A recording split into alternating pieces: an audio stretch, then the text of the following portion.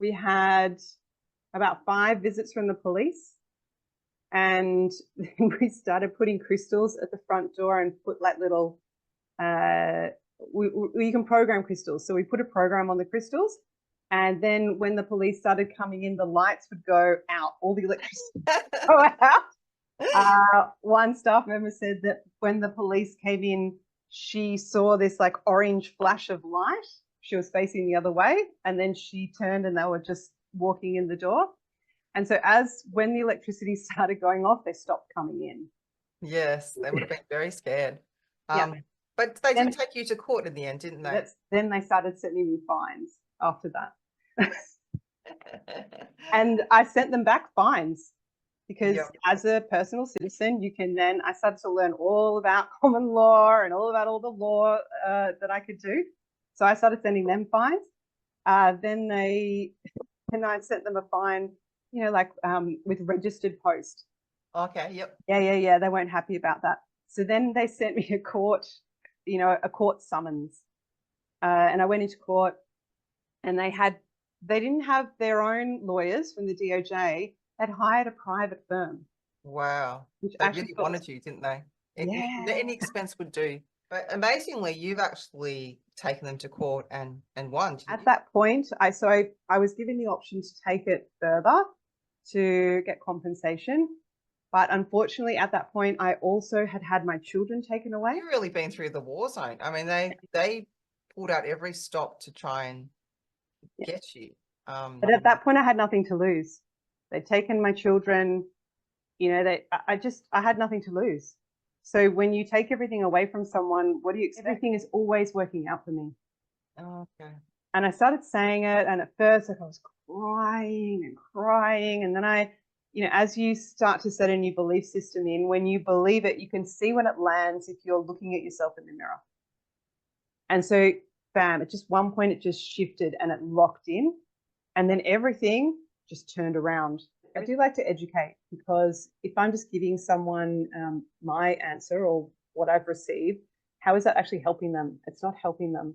What I need to do is make sure that I'm educating someone on their own self, so that then they can start to make positive assessments and then move forward. And then they're at a growth point, and then we're actually getting somewhere. Yep. It's all fear-based, but that's what holds you in. Yeah.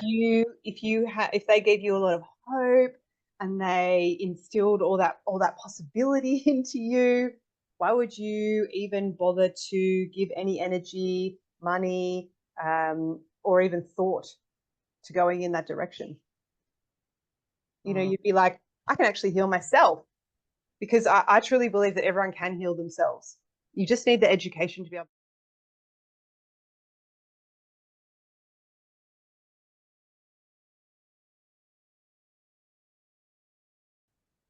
Hello, everyone. Welcome back to Health Alliance Australia's podcast. My name is Jeannie Rose Angewartha, and I'll be your host today. Health Alliance Australia is the leading health advocacy dedicated to honouring bodily autonomy and well-informed health choices. Previously, we interviewed Dr. Kevin McCann. It was one of our most important interviews on the latest laboratory findings of C19, those mysterious clots, and the presence of amylogenetic peptides in the blood.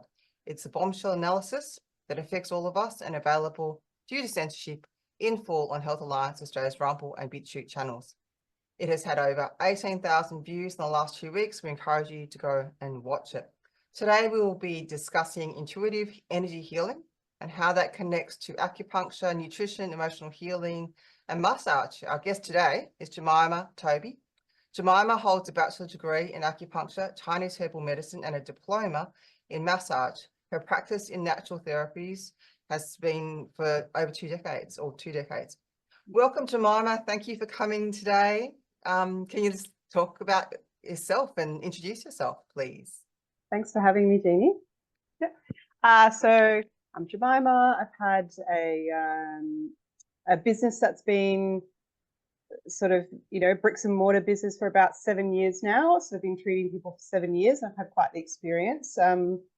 But I have been treating from home as I raise my children for, up to 20 years now. So it's been a while. So I'm a Chinese medicine practitioner, herbalist, acupuncturist. I'm a massage therapist. I'm a Reiki practitioner. And I do a lot of psychic readings, spiritual development, spiritual guidance. And our center houses about 12 different practitioners, and we're all on the similar vibration, philosophy. We even have a practitioner, Andrea, and she does quantum healing, release of the COVID vaccine or any vaccines in a Reiki sessions. That's pretty amazing as well. So during the last 5-6 years, we started a community. We started doing free community health sessions. We've teamed up with other communities. The My Place in Frankston, we do quite a lot of work with. The lady that I started those up with, she started a wellness market that is around in the Bayside area. Yeah. So it's been quite the roller coaster. Yeah. I've also it's such a diverse field that you're encompassing. And so I thought we could just start first with, how did you become a healer? I mean, it's so many different modalities that you're practicing here, and of course they sort of intersect with each other. So I thought I'd start with your story of how does someone grow into this journey? Okay. So when I was young, we would often talk about medical bits and pieces at the dinner table. My mum's a nurse, so she's a theatre nurse, so she always spoke about the operations. So there was no taboo topics at our dinner table. You could talk about your bowel movements. You should talk about the slice and dice action of what happened in the theatre. So it was sort of quite normal for me to talk about your body, talk about anything that was going on in that sort of realm. And she said to me, "What would you like to do when you grow up?" And I said, "I would like to work in health, but I don't want to work in what you do. I don't want to work in Western health. I want to do something else." And so I wasn't quite sure after I made that statement, but my brother was quite unwell when we were younger, and my mum took him to a Chinese doctor, Dr. Ah Chu. Such a classic name.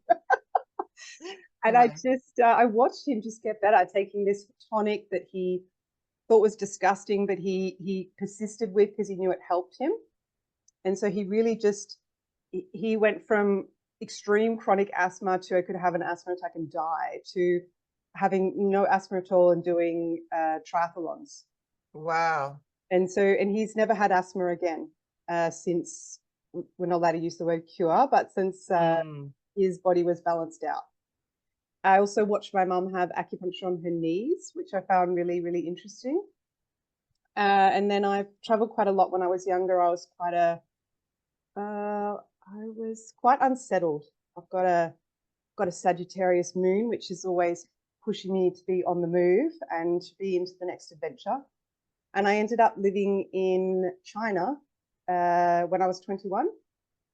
And I just really loved the philosophy of how people lived their life. And then, so I decided to come back and study Chinese medicine.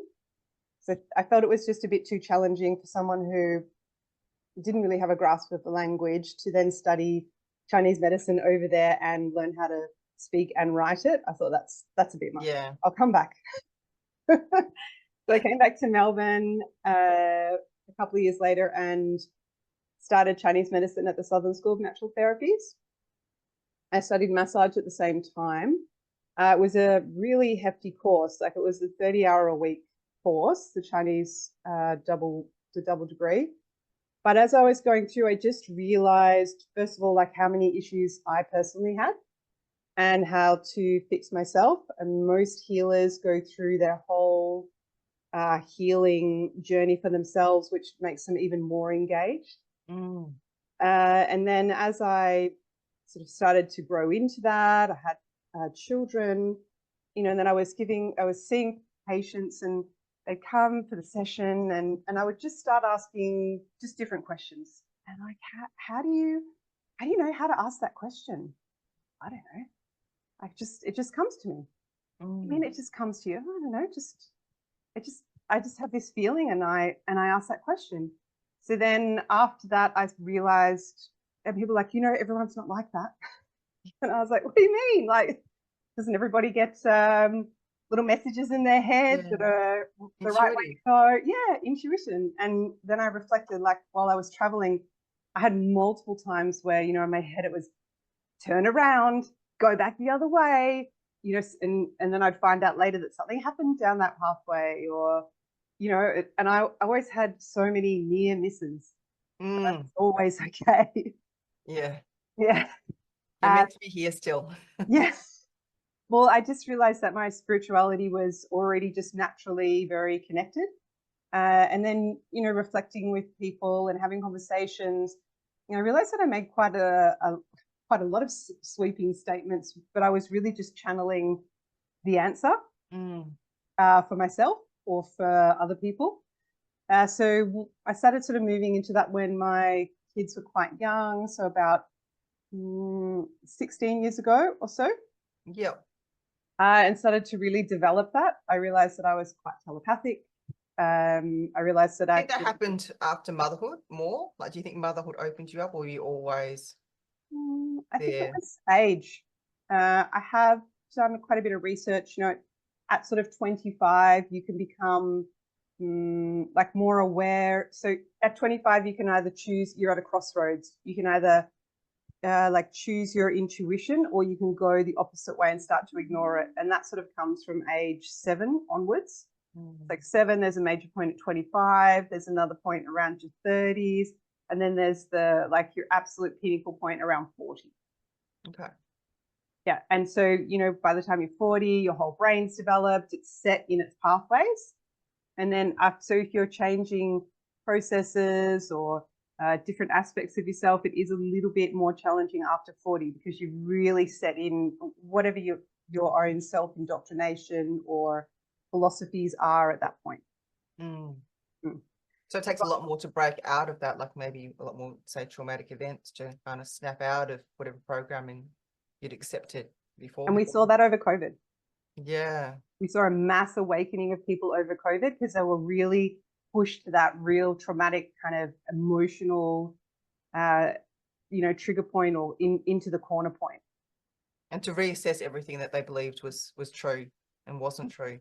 But Mm. it's fascinating that you've had this from really day one, you know, that a lot of the times when people go into healing, it's because it's their own personal health crisis. Mm. This is what I've generally found. But you've started quite early on seeing it as a child, how it, you know, and you didn't reject it. And your mother, being a nurse too, was quite switched on to seek out alternatives, an alternative model of healing, I would say. I think my mum just accepted me for who I was. Well, she tried, even if maybe she didn't really. She still put on the face, the good face, like, okay, well, just accept yourself. And I could almost see like she was struggling to accept the pathway, that a lot of the pathways that I went down, but the verbalizing, she would stick with that. And my dad was very, very entrepreneurial. So I never saw like a very, I think I worked in an office for 6 months and I thought, gosh, if I do this, I don't know how I don't know how I'd press on with life. Like I, you know, was a Yep. bit dramatic as well at that point. So I mean, you found your purpose quite early on. Like, so with Chinese medicine, when someone comes and sees you, what do you think is, like, obviously you're talking about intuitive energy healing. So do you get a read as to what is the modality to choose to help them first? Like, I mean, or absolutely. you just do a whole lot of different things. Like, I noticed, like with a lot of, say, alternative health, they often have like a set plan, you know, like A, B, C, D. So they'll every client almost gets to run through the same program with Yeah. variations. But I'm sort of hearing from you that you're tapping into something more than that, and that you can hone in on what you think is best serves them to get an improvement on their health outcomes. Yeah. I like to be led by the client. So whatever they come in for, I'll generally address that first. And then we'll start to open the conversation up a little bit. And then if we get to a point where, you know, I can see that they're at a roadblock, we'll then do a meditation and I'll tune in. And then once I focus or reflect that tune in back to them, they either resonate or they don't. And mostly they resonate because it's mostly an aspect of themselves that potentially no one has ever seen. And so they're like, oh my gosh, how did you see that? I feel so seen. And now I'm starting to feel heard. And so by creating that self-empowerment sort of reflection for them, it's easier for them to step forward, and they generally shift their own blocks at that point. And then we get a true breakdown of what's going on. Would you say that a lot of the root causes of people's illness comes from emotional and trauma? You know, like we tend to, in medicine and in health, a lot of the times we're looking at symptom relief and trying to, you know, if someone's got asthma, we'll try and relieve that. But is there something more going on for people? Because obviously in a same household, often people are eating the same, living fairly the same, and yet there's different expressions of people's health in, say, within a same household. I think it's really important to look at all aspects of the self. So, and you're even looking at what past experience, past lives have I had for myself. So just go through the whole gamut, and whatever's coming up is very important. But as a Chinese medicine practitioner, I've always looked at what is the root cause, because you can only really start to treat someone once you work out what the root cause is. Otherwise, you're just clearing symptoms, and it'll eventually just keep returning. So what are those sort of root causes that you've discovered in people?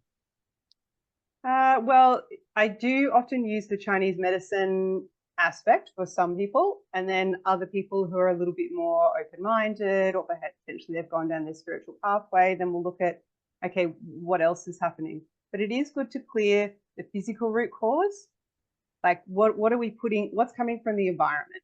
So, you know, what are we breathing in? What are we eating? How do we regulate that aspect? And then the emotions are coming from the light body into the physical body. So what emotions are stuck there? What keeps perpetuating? Why does that keep perpetuating? What's going on in your conditioning or your philosophies that are potentially blocking your own movement forward? So say, you know, you've had this indoctrination from your family that says you have to work hard to make money. Yep. Yeah. So if you've done that, you've worked hard, you've made money, but now you're like, okay, well, actually now I just want to relax because it's flowing in, but then it keeps stopping. It keeps stopping. Why does it stop? Because you've created this actual reality, this quantum field around you, the manifestation.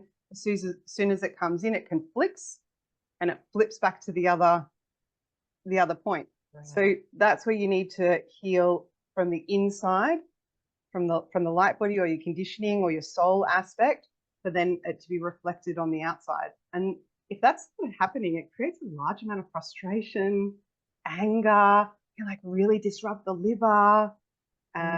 It can it can interact and deplete your kidney energy, because your kidney is your root system and your stability. And why is that not stable? Why does this keep happening? It gives you that sort of uneven feeling. Yeah. And then when you've cleared all those, you've reprogrammed yourself to whatever programming you want to live in, you find that then you've got full awareness of what's going on. You've got far more control of your energetic space, your physical space, what's going in, what you're telling yourself, you know, how you're supporting yourself. And then you can start to look at, okay, what's happened in the past life? Is that blocking you up anywhere? Do we need to release any of those things? And after you've released all of those things, you're essentially floating through life. Yeah, that's amazing. So how does acupuncture fit into this whole big picture of energy healing? It is just another form of energy healing. So Reiki, you're healing with your hands. Acupuncture, you're using the meridian system with energetic points. But you could use, when I do Reiki, I more do Reiki along the meridians. So when I went to study Reiki, I said to the Reiki master, I just keep seeing the meridians. So I keep coming back. She goes, just do that. Just go to the meridians. You don't need to learn all this other stuff, because you've already got a system in place. You've already got a conditioning that works. Just do that. So that's how I do Reiki. I do sort of my own form of Reiki. But realistically, we're all Reiki practitioners because we're all so full of energy. We are our own energy system. And every mother would say that, you know, when they touch their child feels better. If you really touch your child with love, like, oh, I love you, you'll be okay, it makes them feel better automatically. Yeah. And it's interesting though with COVID and all the lockdowns and everything, how that was taken away, you know, the touch and how important it is for humans to have that interaction, that physical touch, and to release all that stress. I mean, are you still seeing that in people, the trauma from Yes, those years? absolutely. I as an acupuncturist, you are not able to do that via Zoom. So my clinic was still open over COVID, and I had so many people have breakdowns in the clinic because for me, you know, if someone needs a hug, I'm going to offer them a hug. Yeah. And you know, the love and the trauma that was written all over their face after they almost hesitant for physical touch. Yeah. Yeah, it was sad, really sad. Yeah. And you were able to keep your place open there. Yes. Yeah. So before I moved in, I was told you must have food. Got my little message. Food. You have to have food. And I was like, gosh, that's a lot of money to be putting on something that could go off if I don't have the turnover. And I was just told, no, you need to have the food. So I got all the food in. And so that was a reason why we're open. We're open because acupuncture was open. We're open because we had toiletries and, what's the word? Things that you need in essential items. Essential items. That's right. Essential items. And then we made our own herbal medicine. So we made our own tonics, Chinese herbal medicine tonics. So we sold our own medicine. So we're essentially a natural pharmacy as well. Oh, good. Yeah, we had to do it. But the police came, didn't they? Oh my God. We had about 5 visits from the police. And then we started putting crystals at the front door and put like little you can program crystals. So we put a program on the crystals, and then when the police started coming in, the lights would go out, all the electricity go out. One staff member said that when the police came in, she saw this like orange flash of light. She was facing the other way, and then she turned and they were just walking in the door. And so when the electricity started going off, they stopped coming in. Yes, they would have been very scared. But they did take you to court in the end, didn't they? Yeah. Oh, we had. I'll just go through that. So we had the PSOs. Then they sent the PSOs, the fake police or whatever they're called, the police in training. And then after that, they sent DHS. Wow. And then we had about 5 visits from DHS, and the guy was. It was quite interesting. Then I had all these protocols in place. We had like filming ready to go. We had a script because everyone was getting quite nervous because we're sort of the targeted place. And so we had our script, and we'd all read our script when they came in. And then we had the Department of Justice started coming in. And I wish he'd filmed it all. It would have been a great documentary, wouldn't it? Now I'd like to look back on and be like, oh, this is amazing. Yeah. And we had this one day where it was really calm. There was vibrational music playing. There was about 5 or 6 people in the store. And there was mums that started bringing their teenage daughters in because the teenage daughters were starting to absolutely lose it, have mass anxiety, depression. So they started bringing them in for just like a sense to be around the crystals, to choose a crystal, to get some herbal medicine, to get some advice. We started imparting like a lot of meditation tools and a lot of tools to help with your balance. We even started making therapeutic jewelry. So the vibration of the crystals with the essential oils, because essential oils are very, very good for balancing your vibration, and they're very, very good for your health and wellness. And this lady came in, and she was from the Department of Justice, and she came in, and we noted that she didn't use any hand sanitizer that we had set up, a station that we had set up ready to go. Yes. She did not sign in on the sign-in page, and she, demanded to see me. She came around to see me, and then she started reading my Miranda rights. And I said, what are you doing? And she's like, I said, are you going to arrest me? Are you not a police? You don't look like you're wearing a police outfit. You look like you're wearing, who are you? Oh, that's right. It's embroidered on your shirt. The DOJ. I didn't realize, do you arrest people now? And then she kind of trailed off. And then at the top of her voice, you can't have all these people in here. What are they all doing? And I said, wow, you need to calm down. Let's go talk outside. She wouldn't come outside.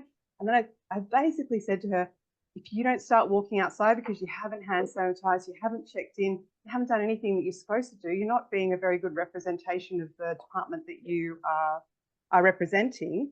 Oh, I need to take pictures. Great, take pictures. I'll show you where all the food is. So I took her around for the essential item area. I was like, make sure you put it in your report. We've got all those things.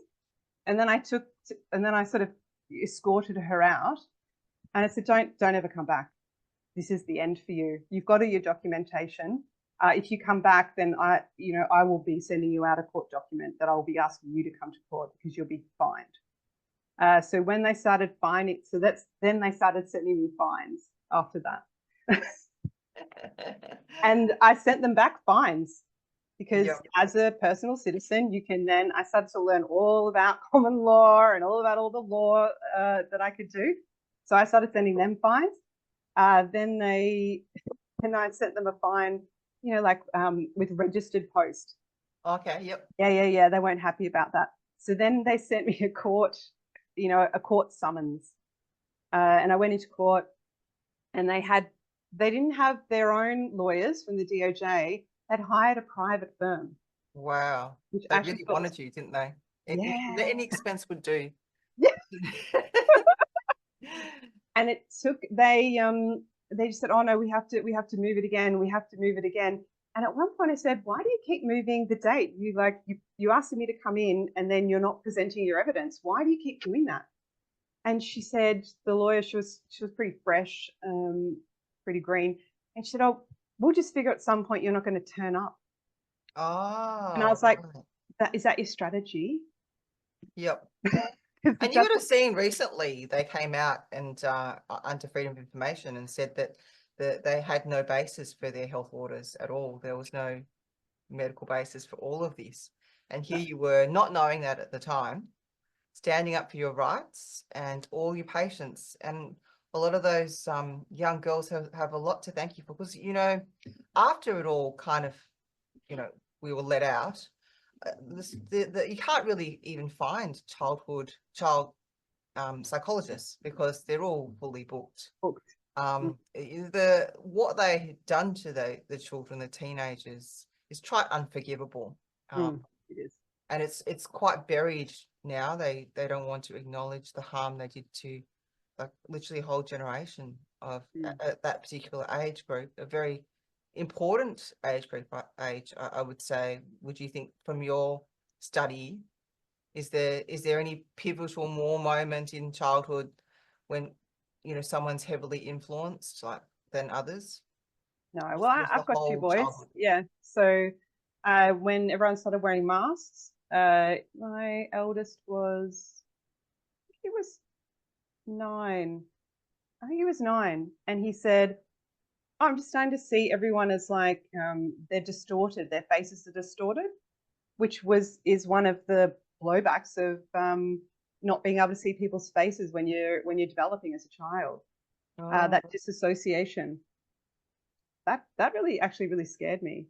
And I thought, wow, how many kids are actually suffering from this at this point? And then you put masks on children. That was criminal. Yeah, absolutely criminal. That was at schools, wasn't it? Yep. I gave mask exemptions to my children. I actually sent mask exemptions all around Australia.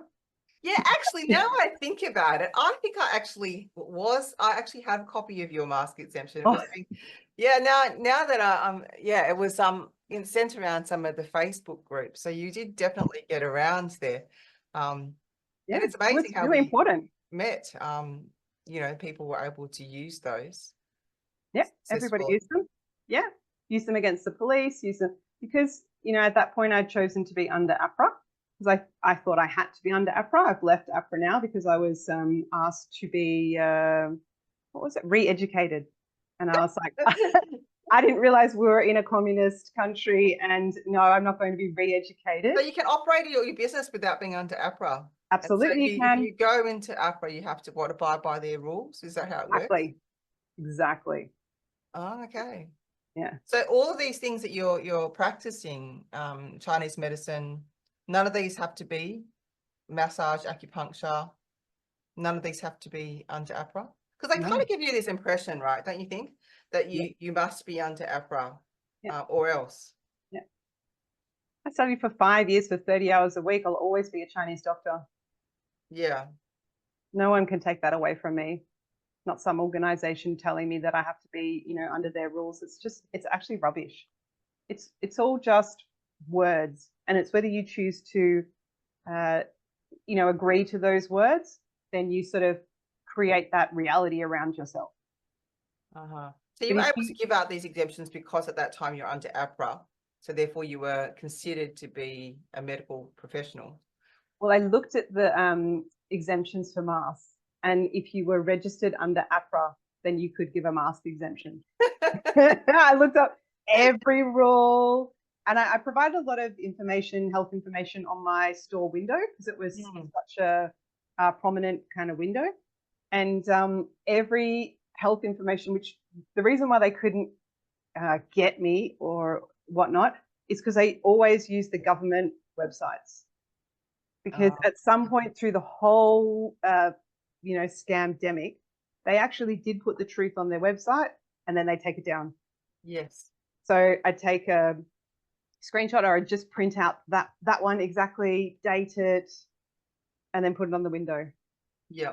Yeah. And they made sure they destroyed all the evidence because every business had to then destroy records by a certain date and all the stuff that comes out now regarding it all. They've, secured your responsibility for it. But amazingly, you've actually taken them to court and won, didn't you? Yeah, we went to court and so we finally got to after the sixth time there, the lady that came in and made all the statements and had to carry on and tried to read me my Miranda rights. She couldn't come in as a witness because she was unwell or something like that. I kind of just thought, well, that's probably karma, honestly. But they tried to make me feel guilty about it. I'm like, why would I feel guilty about someone being unwell? It's nothing to do with me. Yeah. If you can't provide your witness, then that's not my problem. At that point, I was given the option to take it further to get compensation. But unfortunately, at that point, I also had my children taken away. Oh, no. Because I was a anti-vax, problem to the state. And How old were your children at the time? they were probably 7 and 9. Wow, that's terrible. Yep, the amazing father did that. So I became my own lawyer in the family court as well. And now my eldest lives with me full time and my youngest lives with me most of the time. So they're 15 and 12 now. Wow, you've really been through the war zone. I mean, they pulled out every stop to try and get you. But at that point, I had nothing to lose. They'd taken my children. I had nothing to lose. So when you take everything away from someone, what do you expect? Like, Was that when they came and brought DHS there? Were they trying to sort of get dirt on you at that point?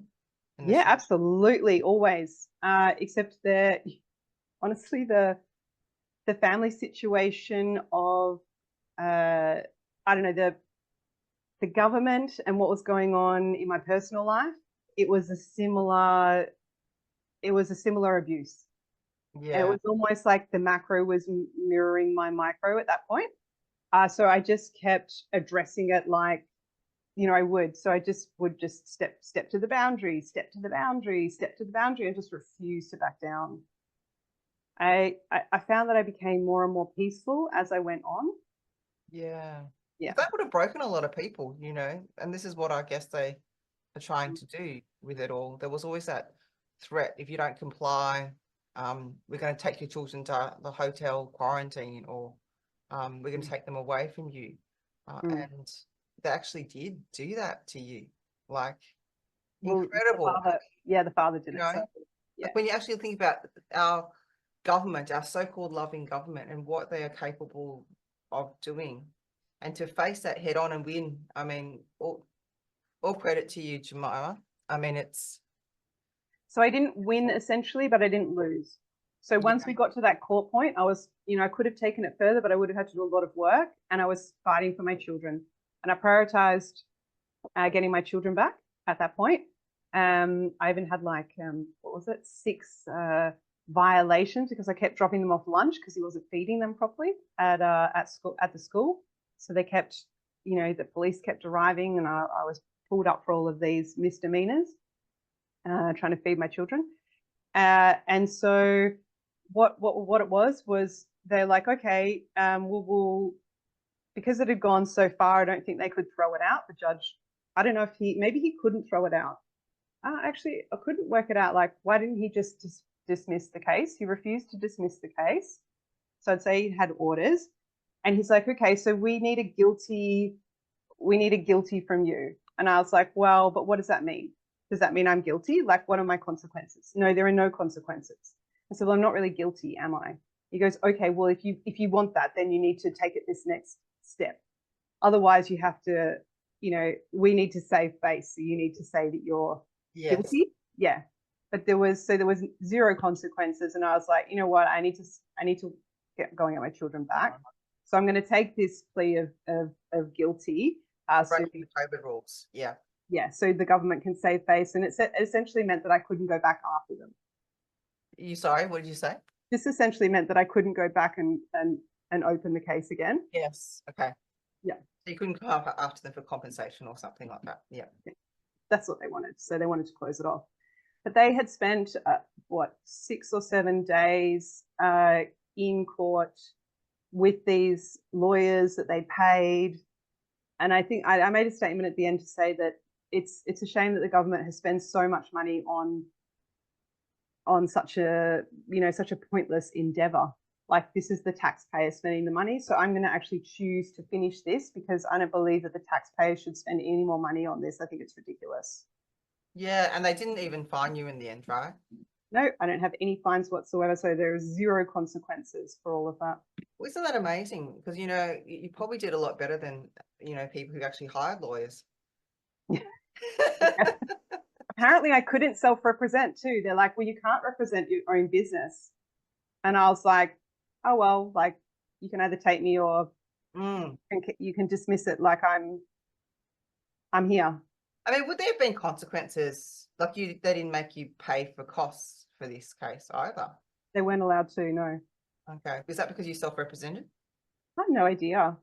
It's sort of strange, isn't it, that they took it all the way and let you off and just said, and it's very similar to when people are challenging other fines out there, you know, and you go to court and then they say to you, oh, what you have to do is you have to claim that you just try to say you're guilty, and then we'll just write it off, and, you know, that's it.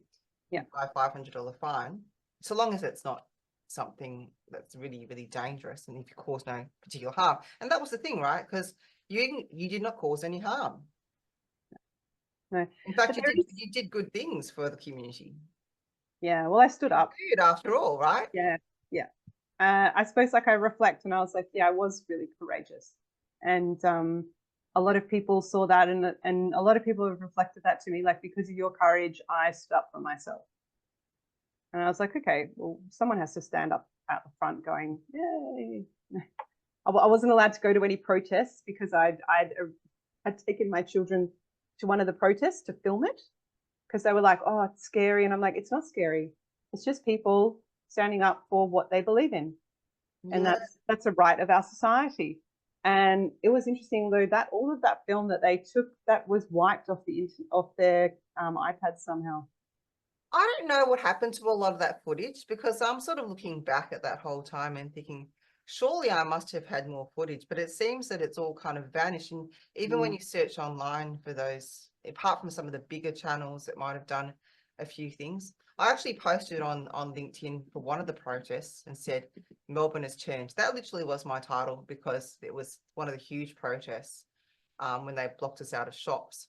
And literally within 2 hours of posting, it actually got a strike and it was taken down. Like, it was just a video of at the protest. They didn't really like it at all. They didn't, and I think, I mean, looking back, I think it would have been good if we'd had taken more footage of, you know, people trying to go into shops. But of course, at the time, you know, in hindsight, I wonder if they would have actually confiscated it. But there doesn't seem to be a visual diary, does there? Like, of people, their everyday interactions with the system of that period of time. It's almost like they wanted to wipe it from public consciousness. Yeah, and totally. it did go into, so where are all the photos? You know what I mean? Like, where is all this footage? So many people went to those protests, but if you search for footage regarding protests, it's very difficult to find. I haven't been able to find any. I was looking for some to put on a post. I'm still at a loss as to where to go. So if anyone has any, do send it to us at Health Alliance Australia. Any photos or from those COVID days, that would be great. I'll put it out there. Yeah, so then you went on and you actually, how long did it take you to get your children back? It took a good 4 to 6 months to even see them. I had to even use a service to, you know, I was watched while I saw my children. That was a very expensive adventure.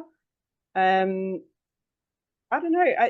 You know what? Actually, I was sad. I was super sad. I was very stressed. I'd just gotten all the fine stuff out of the way, and I was like, right, I need to reset here. And I went to.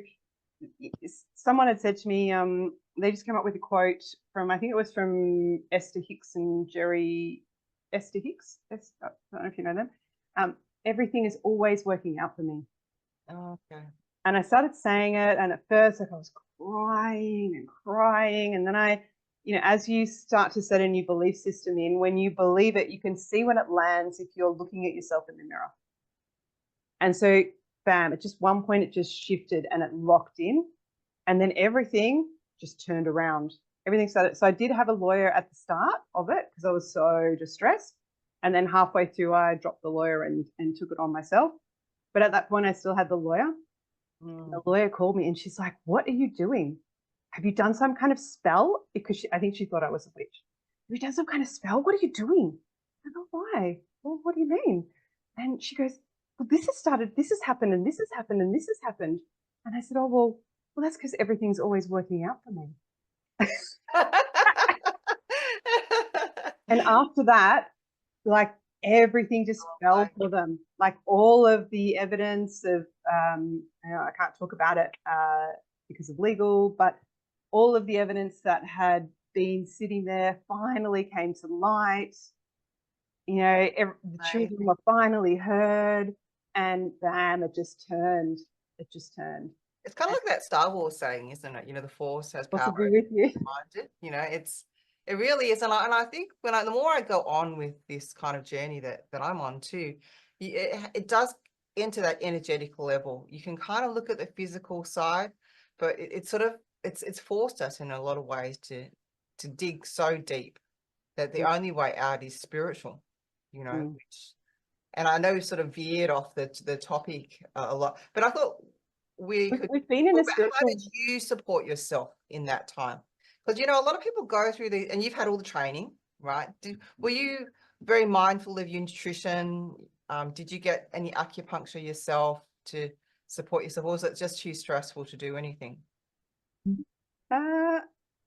During the whole of COVID, or the whole stressful time with your children and the court cases and everything?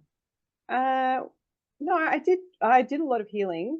At one point I realized, actually very early on, because I was sort of blindsided when they were taken away. I really didn't actually know what was going on, and all of a sudden it had all happened, and I hadn't even been aware of what was going on. I was just trying to live, we were doing homeschooling, and you're just trying to get by. And then all of a sudden it happened, and I was in shock for about, I don't know, a month or so. And then I realized that, okay, I could sit here and worry, or I could start like reconditioning myself, healing, go through, if I don't have the children here and I'm not cooking and I'm not attending to their needs and I can't do anything about that, I need to work on myself. So I laser focused on myself, and I made sure that I was in the best possible space for myself. So when they came back, I was good to go. Yeah. Yeah. So I had healers around me. So I always had lots of opportunity to have healings. I used to give myself acupuncture if I needed it. I spent a large amount of time in meditation. That was probably it. So I reprogrammed my whole being, really. And we started a community. So I also had a lot of community support. I had a lot of people that would check in, and I also had a lot of purpose because I was helping so many people. And so that gave me, and that feels good. Yes. Feels good when you help someone. And it's a reflection on if I'm helping myself, then I could help other people as well. So it was the mirror. And can we talk about some cases of people that you've helped with the various modalities and what you've seen? People who are unfamiliar, as I said myself, I'm quite unfamiliar. I was talking to a friend who was saying that he had some acupuncture for high blood pressure, and they worked on his liver and moved energy from his liver, and it all fixed it, which I thought was quite incredible because the traditional method, or the pharma method, is drugs. And if you're over 50, everybody gets those. Yes. I love the cookie cutter situation. I do have a client, and lovely lady. She's around 80. She wasn't on any drugs at all. I think that she had quite a bit of trouble over COVID, like with fear that came up for her. And she did have a very mild heart attack. And so they put her on all of the meds. And then she started having all of these issues. And as she's having the issues, now she's got back pain. And she's a healthy person. She exercises, she goes in her garden, she's very spiritual. And we sort of went through the whole gamut of, I said, you just need to look at what all the symptoms are that you get, after, all the contraindications for your body that happen once you're on this medication. She started going through the list. And I said, there's much more simple possibilities. Whatever you're not allowed to take when you're on that medication is usually the natural solution. Oh, okay. Yeah. So, high blood pressure, you got to stop eating grapefruit, and you've got to take these medications. And you got to drink less water. Drink less water, yeah. So if you actually go off those pills, but this is just a warning here, you never go straight off medication. Medication has half-lives, and which can linger for long times. So if you do want to go off medication, you have to do it under supervision of someone who does that with you. It can take up to 3 to 6 months to come off any type of medication that you're on. So you don't just stop something because your body keeps having it. Yeah, it goes into shock. Yeah. So you slowly come off things. You add in grapefruit. Have grapefruit every day. Like it's such a simple solution. It's so simple. Chinese medicine, you can't have this one type of licorice as a root. You can't have the licorice root. But licorice is very, very good for the heart, and all natural medicine for the heart does have licorice in it. Wow. Yeah.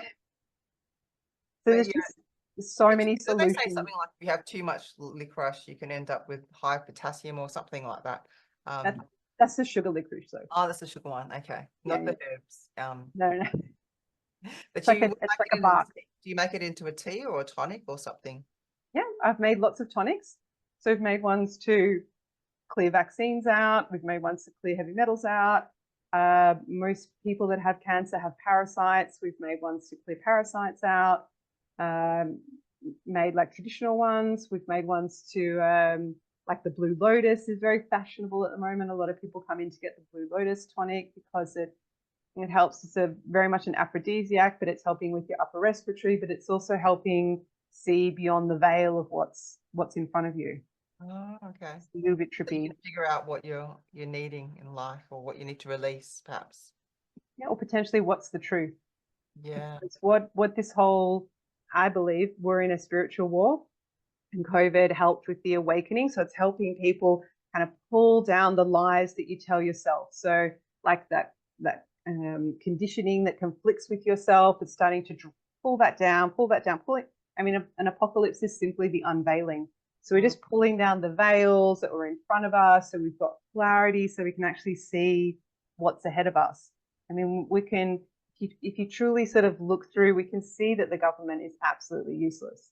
I mean, they're useless. They're just stealing people's energy. Yes. And that's the whole thing, isn't it? From this whole charade was the theft of our energy, our emotional energy in particular. All of our energy. I always thought that, no matter how bad things get, you've got to, keep on dancing, keep on singing, raise the vibration, because the moment you get down, you get sick, right? You lower into that energy. Can you tell us about that? What was it, Lotus or Blue Lotus? Blue Lotus? Yeah.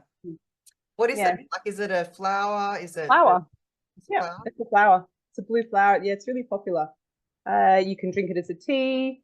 If you like to smoke certain things, or you like to smoke herbal cigarettes, you can smoke it. Or we've put it into a tonic as well, so you can just pop it in some water or pop it under your tongue and take it in that way. So depending on which method you're looking at, different ways that the body absorbs. Smoking, we do know smoking is carcinogenic, but some people do enjoy it. And when you enjoy something, you're sitting in, as long as you don't feel guilt or shame about it, generally you can perpetuate. And that's why, people can smoke till they're in their 80s and they've never had a problem, because they enjoy it and they've never felt any type of remorse over it. And so our body accepts it. The vibration sits at a higher level. When you take a tonic, it absorbs through the bloodstream. And when you drink it, it's an osmosis situation, so a water uptake situation. We're filled with water. So if you go through the bloodstream, it's much quicker. Yes. Yeah. So with the tonics that you make, do you individualize those, or have you already got them pre-made for people who, like, is it for the symptoms? Okay, so say someone comes in, they've got, I don't know, various things, high blood pressure, thyroid issues, and would you look at what their symptoms they have, under the medical model, and then say, here it is? Or how do you work out what the person needs in terms of tonics? So if I'm doing a full consult, then I'll go through absolutely everything. But if someone just comes into the store, so I have pre-made formulas on the shelf, but then I've also got a full like singles like little area that I can just whip them up in the store. Generally, someone will say, I've got this. I'll go up, I'll hold their hand, and I'll tune in. So I can do like energetic body sweeps of people. I think Caroline Miss was the most famous like energetic body reader, and she used to work with doctors and all sorts. So if you just tune into where the blockages are, what's happening, then I'll say, oh, okay, it feels to me like this is happening because of this, this, and this. And I'll say, oh my gosh, yeah, you're right. Okay. And so then we can work out the root cause fairly quickly. It is better to do a full breakdown, but not everyone can afford it. And I find that affordability and accessibility to natural health is essential to making sure that our community is well and adjusted and can make good decisions for themselves. Yeah. So I do provide that service as well if I'm in the store. I mean, it's amazing really that you can tune in, because I know myself, we've done a lot of different things, and then just out of chance, we started eating a lot of seaweed when we came, and then it just fixed, a lot of the niggling things. Yeah. And so you can just miss that one thing, right? that is your, and if you can tune into what that thing is or what you need, it takes the guessing game out a bit, because I mean, after all, there's so many things that you can be taking for different ailments, and to be able to have someone like you tune in exactly to that frequency of what they're in need of. So can you tell when someone comes to you, or do you judge them from sort of an energetic level? Like if they're low, can you feel fear? Can you feel guilt? Can you feel those energies coming from them? Yeah. It's just a vibration. You can feel some people are sitting at a heavier, not a lower, but a heavier vibration. You can even see it in people when they walk. Like some people walk like they're floating or bouncing, and it doesn't matter how big or small they are. And so are they specific treatments for each of those? Is that how you would work? Like you look at them at a holistic level and go, okay, that person's suffering grief, so these are things that are helpful in terms of herbs. These exercises are helpful in terms of massage and energetic healing. It's good to go in gently. So it's often, most people are so indoctrinated to the Western medical system that first highlighting some kind of organ and the explanation of the physical being is a much better way to go, to build trust. And then once you start to go down that field, go a little bit further down your own rabbit hole of your own self. As I say, that we're all of our own investigators. We need to investigate how we feel, what our health is, what our reality looks like, and it's essential, because we're told to look outside of ourselves all the time. That's what this whole thing is, and that just sucks all your energy out. Really, we need to look at ourselves and within and work on ourselves and work out that that's not selfish. It's actually helpful, because once you can support yourself, you can then help others. And I guess taking tonics is often because people are used to taking things for their health. They love it. Yeah. So if they take something from you and it has an immediate effect on them and they can feel the changes, then I guess it's easy to take that next step, to trust, to do something additional that may be outside of their understanding of health.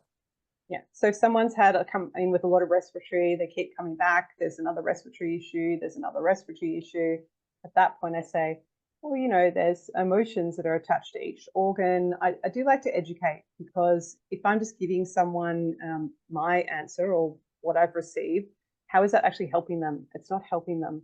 What I need to do is make sure that I'm educating someone on their own self, so that then they can start to make positive assessments and then move forward. And then they're at a growth point, and then we're actually getting somewhere.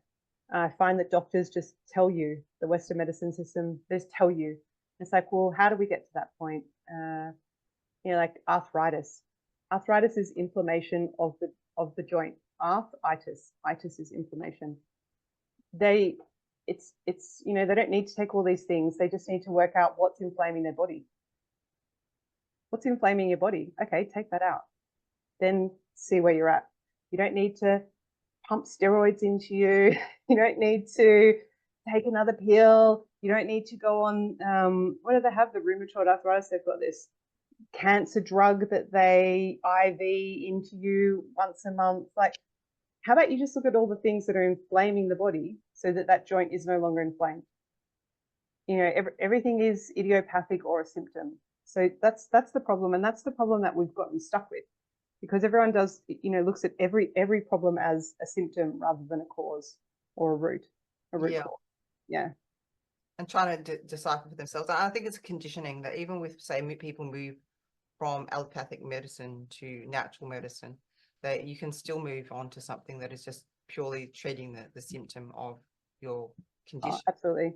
Yeah. Without actually addressing the root cause, and then it comes back when they stop taking whatever that thing is, or it can just come back anyway. That often comes from a practitioner who has a little bit of emptiness, who doesn't want to educate. They want to keep the client, which is kind of working off an emptiness, a vacuous aspect of greed or worry or fear. So really, to be any type of practitioner, and there are great doctors out there that don't just give you pills, that do focus on diet, that do focus on, I mean, look at all the ones that lost all their APRA registrations over COVID. They were the ones, they were the great doctors. They were the doctors saying that you don't need all these things. You actually just need to take care of yourself. How can we help you? Yeah. Yeah, there are people in all of our fields, but yeah, unfortunately our society is just so indoctrinated to greed, to ego, to shame, and to guilt. That's what most of our programs run on. Yeah, And you've sort of stepped into that abundance space of belief that, let's say you do heal a patient, that's a patient lost, but no, to you, there's going to be more people that you're able to help, an endless supply of people to it's help. never a loss, because if you truly help someone, they'll tell 100 people. Yes. It's, you know, it's a benefit, it's a win, and then you're educating, and then everyone doesn't have that problem anymore.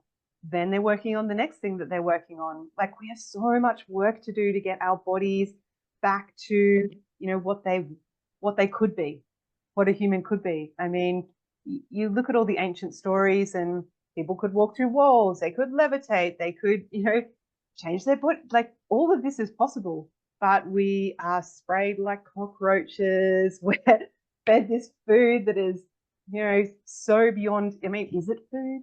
Like, you buy 2-minute noodles, is that actually food, or are you just eating plastic? Yeah.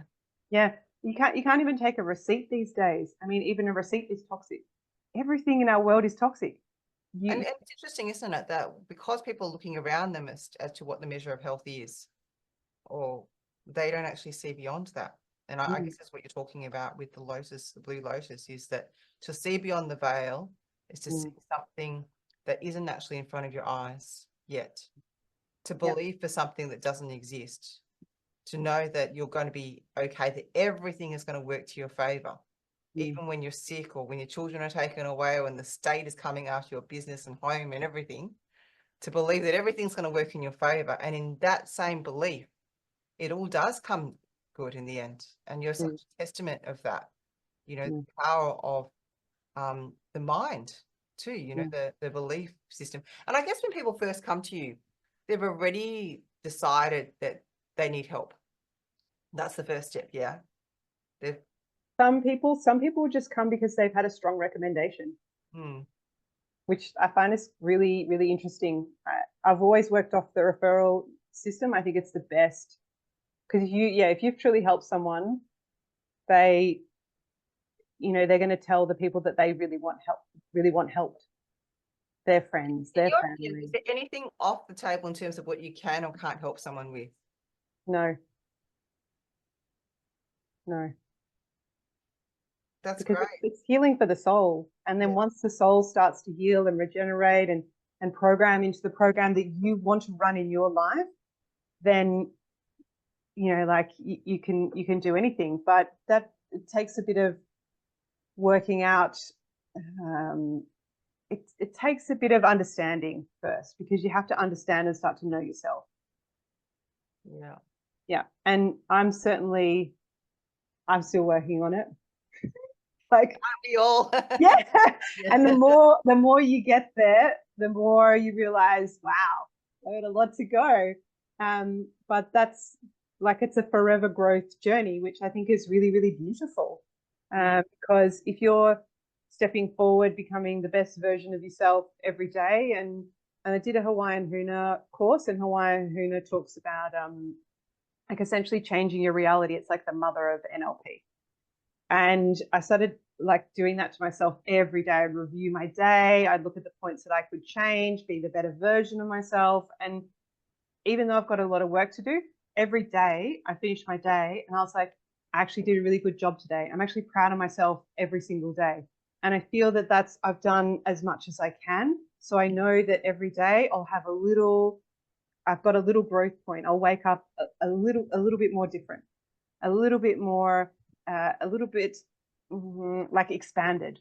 Yes. Yeah. That's amazing, considering where you're starting from. You know, most people would be quite content, Jemima. Oh, no. You've got to keep growing. Like, why are you here? I mean, I believe that when we leave our body and our soul leaves our body and it goes into you're reviewing your possible movement forward, you're reviewing what you've learned, you're maybe guiding other people with already what you know. But to truly grow and have that soul growth and expansion, you need to come into a life. And so if you're in this life and you're not growing, what are you doing here? And isn't that interesting? Like, because you have an awareness that this is not it, that there's no fear of death, right? Have zero fear What of they death. really hold over, the medical system in particular, Mm. holds over people is that fear of death. And because of that fear, people end up doing things that actually could, end in their death, right? Because Exactly.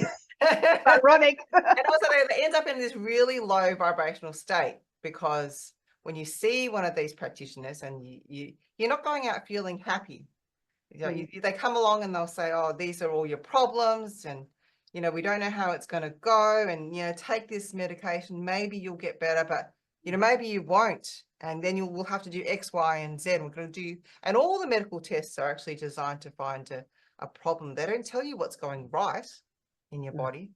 And it's all very fear based, which then perpetuates itself, because then you're in that lower energy state without that hope and abundance thinking. Absolutely. Yeah, it's all fear based, but that's what holds you in. Yeah. If they gave you a lot of hope and they instilled all that possibility into you, why would you even bother to give any energy, money, or even thought to going in that direction? You'd be like, I can actually heal myself, because I truly believe that everyone can heal themselves. You just need the education to be able to do it. Right. But we're also here to be in community and to share. So even though you could heal yourself, sometimes it's nice to just fully surrender and allow someone to heal you as well. So people can join your community if they feel called. Absolutely. Yeah. Yeah. Is there anything else you want to add, Jemima? We can round this up, because I know that people can go to your website, tongueandtonic.com.au, and to book consultation, buy your tonics and all the other goodies that you have. And you have a Facebook page and an Instagram page. The Facebook page, I lost navigation of that one, so it's got like, I don't know, 800 or so people on it, but I have no access to it. So we started a new one, but I think it's a little bit lost.